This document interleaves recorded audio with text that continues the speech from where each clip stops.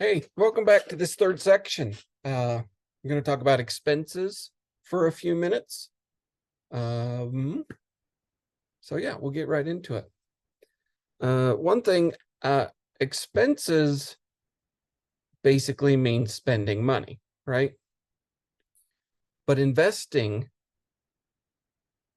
isn't necessarily an expense. Capital investments into certain things are a good thing. Some can be a bad thing. They're not all necessarily considered expenses.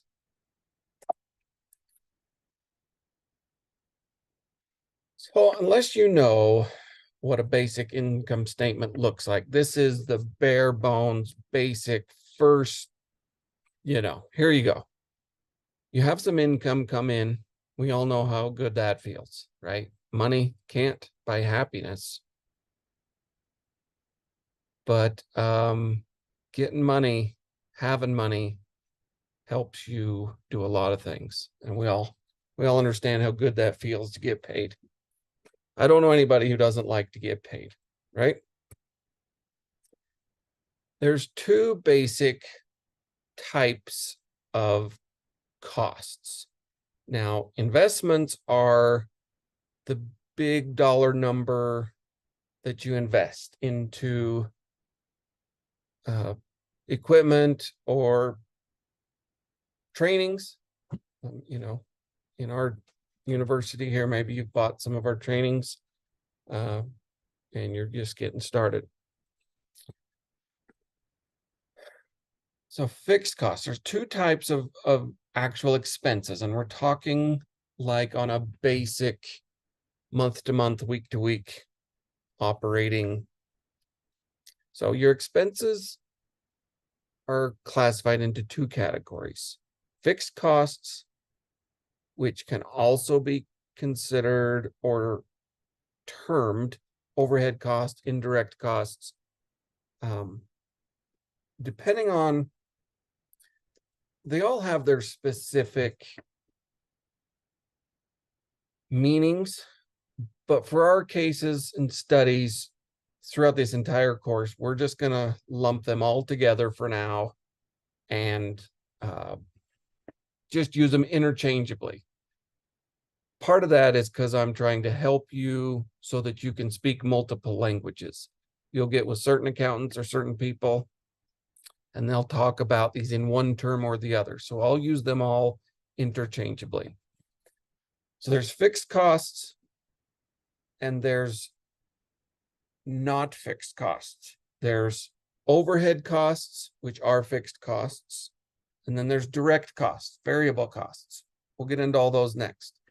But your fixed costs, indirect costs, overhead costs are costs that you have every month, week, year that have to be paid no matter if you're operating or not. These are bills that have to be paid, whether you go trucking or not at all. These will be things like you pay your registration. Let's say that that's $2,400 for the year. That would mean that every month you have this $200 registration cost, which is a fixed cost. Things like insurance, truck and trailer payments, and those sorts of things. Anything that you have to pay or have paid, startup wise, or whenever you paid them, or they're coming up, like your insurance is being renewed and you've got to save up because you've got to pay your insurance renewal or your next year's registration or whatever. These are your overhead costs. These have to be paid no matter what, whether you go 1 mile, do one load or not. So I hope that makes sense. These are costs that have to be paid no matter what. Now, the next type of expense are called variable costs. Can also be called direct costs. Now, these types of costs are are linked directly. They have a 1-to-1 ratio based on increased productivity. For each additional mile you go, some of these costs are going to go up. You know, as an example would be fuel or your DEF cost. And I lumped those together. And let's just say that's for a month. And all these terms throughout these entire trainings I do, just put them together as a concept. I realize your numbers might be different, and I might realize, like in this case, fuel's going to go up and down. At the time of this recording, fuel's around $5. It's on its way up. So just use your numbers and go, but try to level up and look at what I'm saying and put it together as a concept, and then put your numbers in a detailed way as you want them to be. So don't get hung up on one little number. Back up a little, look at the whole picture, and put this together as a concept. So like things like tires, repairs, wages, those sorts of things are direct costs, variable costs. If I drive 1 mile, I have a fuel expense, I have a tire expense, repairs. Now, maybe it didn't break down, but not that equipment doesn't break down when it's just sitting, because that has a cost too. But you understand what I'm saying, I hope. This makes sense, right? Overhead costs are things you have to pay no matter whether you go trucking or not. Variable costs are those costs that are incurred and you have to pay for, kind of on a 1-to-1 ratio. The more miles you go, the more fuel you're going to have to buy. The more miles you go, the more load you do, the higher and more dollars in wages you'll have to pay. Makes sense, right? Good. Okay, your basic budget will look like this. Just like that very basic income statement at the beginning, this is what a basic budget will look like. You have gross income come in. You just did a load. Everything worked out, getting paid, accounts receivables, everything worked out. And you have some income come in. Okay, the first thing that has to go out is your direct costs. Okay, these are the ones that have a 1-to-1 ratio. For each additional unit of production goes up. For each mile I go, I'm going to have an additional unit of these costs. Okay, then what's left over is called my gross margin. Then off of my gross margin, I will subtract my fixed costs, which are also called are my overhead costs, right? Shake your head so I know you heard me. Yep, good job. Then what's left is our net margin or our profit or our loss, which I don't want to talk about too much of that. You know, it was really amazing. When I first got started, I remember I took a training, a course a long, long time ago. And I remember investing some money into this training. And what I realized, I mean, it was scary. At that point, it was a lot of money for me. I did it. You know, I've always been someone who decides fast, who makes decisions fast. You know, it's kind of proven that people who are decisive are more successful. That's something I've always worked on. So anyways, I decided fast. I'm like, yeah, I'm going. And I went, and they started to lay out some concepts. They started with baby steps. And I found myself in each new level of knowledge and education. And I found that I I had just basically invested into my own next level. Because once you're at a new level, things change. Things change in a big way. And it's natural to question yourself. Should I invest into this business, the trucking business, or into the training, whatever you're talking about? Is this investment really worth it? But the real question is, am I worth it? And of course, the answer is always yes. But don't worry about it. That's normal. It's normal to just question those sorts of things. So I found myself leveling up each time. And that's what these trainings are for you guys, is a chance to invest in yourself, to level up to that next level so that you're aware and able to make those decisions fast and jump into things with confidence and peace. That's the goal. So just going to throw some numbers out here. Again, use your own numbers. Okay. These are not set in stone. Now, let's just say this is a monthly budget. Let's say I was able to have a gross income of $25,000 for the month.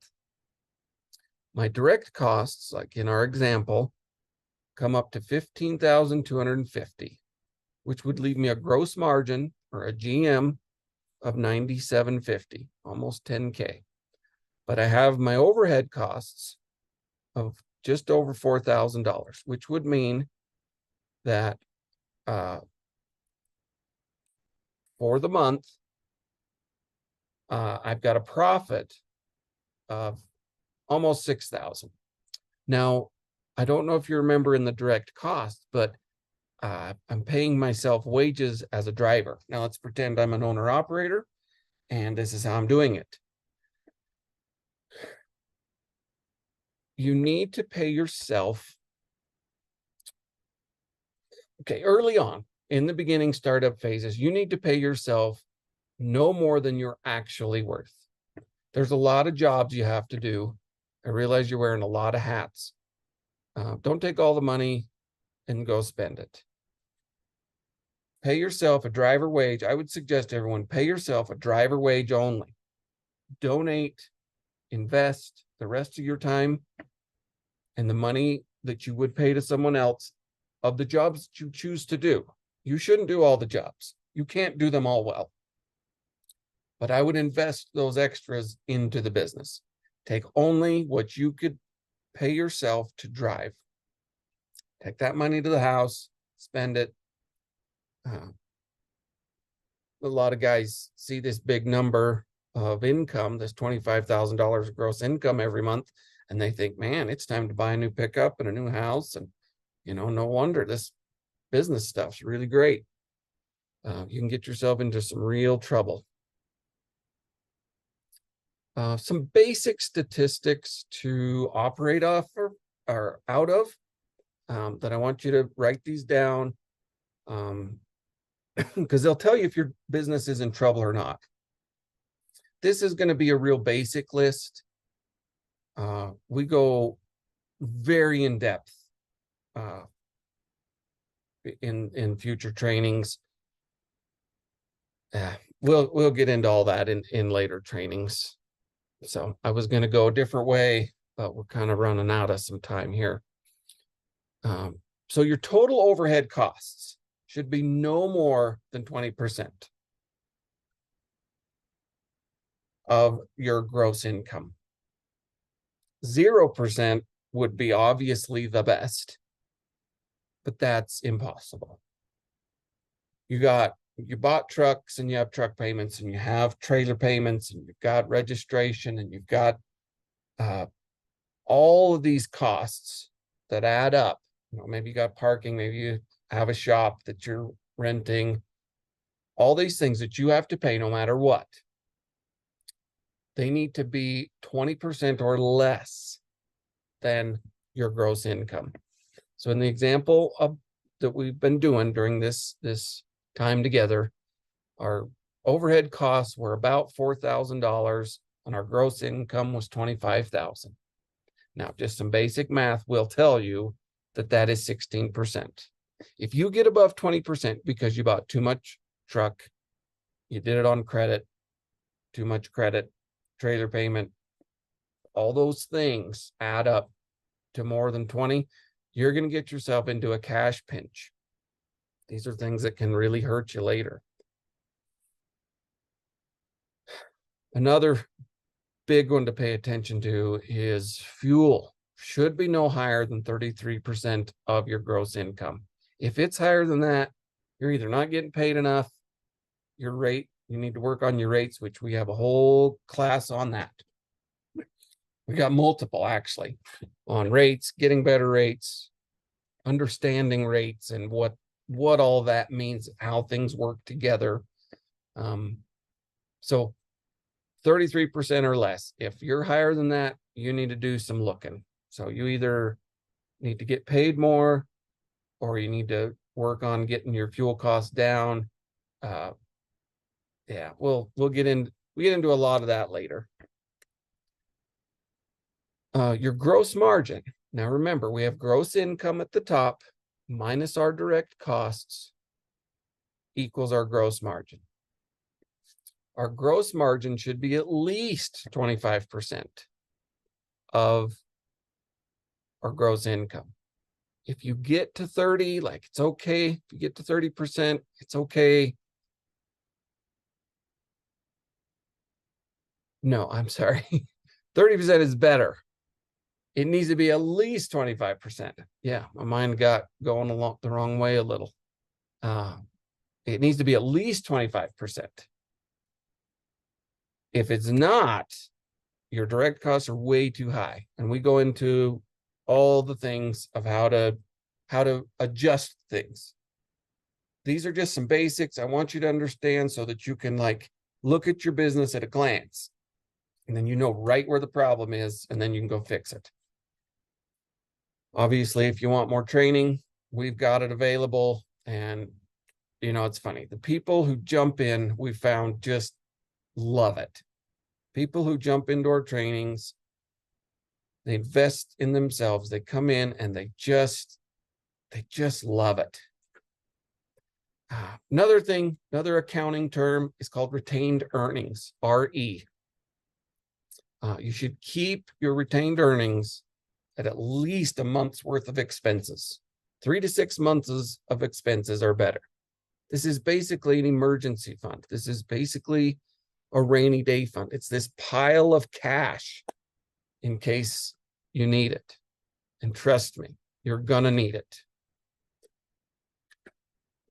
I could tell you hundreds of stories of my own experience and people I've helped.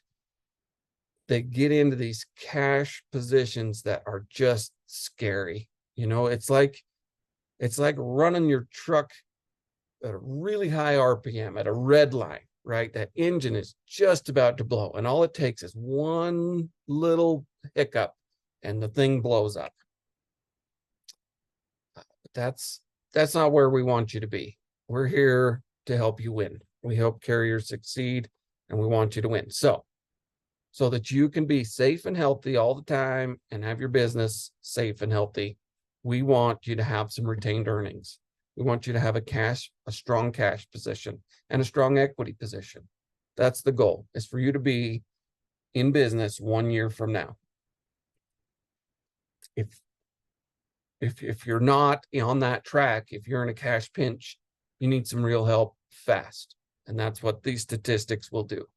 They will show you, like I said, right where the problem is, and then you know. Because when you know right where to go, things become very easy. It's easy to say, you know, so you've got all the tires on your truck.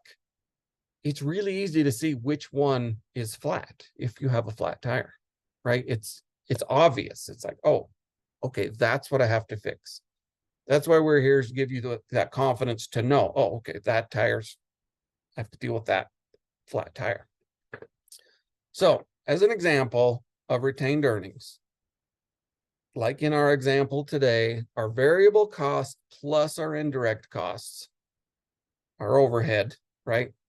Our variable and our direct, which are the same thing, and our overhead costs, which are the same things. Add those together on the average month. In this case, it came up to 19,260. Let's just call it 20 grand. You need to have 20 grand kind of always floating. You're going to need it once in a while as your accounts receivables are slow, your accounts payables are due, and you're paying your vendors. Let's just keep 20 grand, a 20 grand balance all the time, and you will have lots of success. Nobody ever went broke with money in the bank. Okay, homework. This is everyone's favorite part. Throughout the whole trainings, we do homework, we have quizzes. Like, we want you to learn. We want you to win. That's why we're here. We want you to win. Makes sense, right? I want you to gather your financial information, and I want you to separate your expenses into your direct costs or your fixed costs, your variable costs, and your overheads. Same terms, intermingled. Okay. If you don't understand what those are, do a little Googling or go back to the beginning of this training. And then I want you to put your numbers into this formula right here. What is your gross income? Like, just do it. What is your gross income? Then what is your direct cost? What is your gross margin, fixed cost? Are you making money? Then take these numbers right below and use those statistics to understand right where you're at.